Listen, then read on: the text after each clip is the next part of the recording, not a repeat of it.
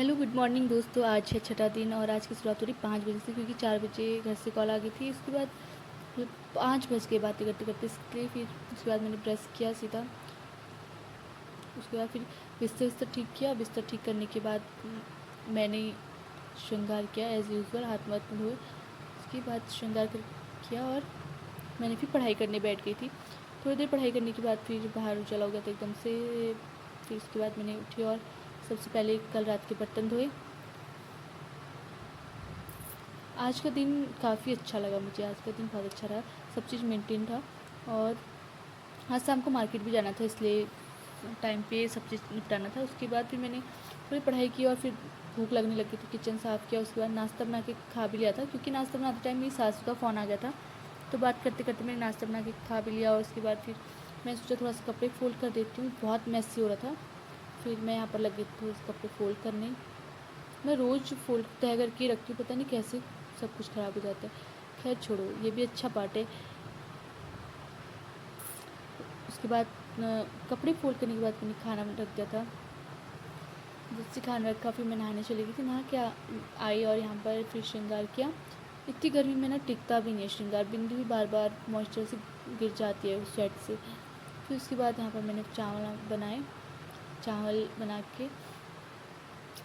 और आज मैंने बनाई थी कढ़ी चावल के साथ। तो यार मैं रिकॉर्डिंग करना भूल गई, फिर से सासू को फ़ोन कर रहा, पता नहीं कुछ तो हुआ था, किसी न किसी की कॉल आ गई थी। अच्छा हाँ, मेरी दीदी की कॉल आ गई थी। तो फिर उसके बाद मैंने यहाँ पर खाना वाना बनाया।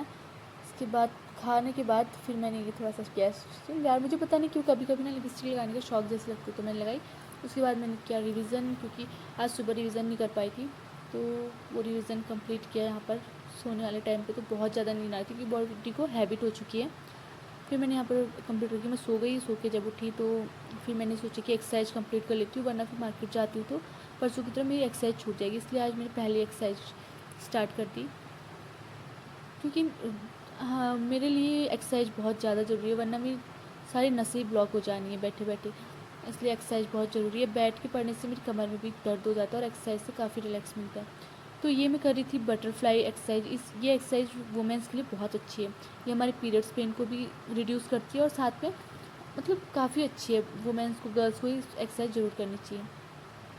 और यहाँ पर थोड़ी सी हाथ के एक्सरसाइज, क्योंकि मेरा एक हाथ में थोड़ा सा पेन है, तो उसको ठीक करने के लिए कुछ एक्सरसाइज मुझे करनी पड़ती है रेगुलर बेस पे, जिसकी काफ़ी सुधार भी है। उसके बाद मुझे जाना था मार्केट, तो मैं होने लगी थी रेडी। यहाँ पर इतनी गर्मी है बाहर की चुटिया उटिया बना के पूरा ऐसे जाना पड़ता है। मैं जूड़ा बना लेती, बट मुझे ना जूड़ा बनाना आता नहीं है, सच बताऊँ तो खुल जाता है, इसलिए मैं परेशान हो जाती हूँ। फिर यहाँ पर मैं बहुत मीन्स बहुत हल्का सा, बस क्रीम भी नहीं लगाती फेस पे, पता नहीं क्यों, हैबिट नहीं है। फिर उसके बाद में थोड़ी सब्ज़ी मैंने फ्रिज में रखवा दी थी और बहुत सब्ज़ी मैं रूम पे ले आई। उसके बाद मुझे इतना पसीना हो गया वहाँ से, बहुत ज़्यादा गर्मी होती थी मार्केट में।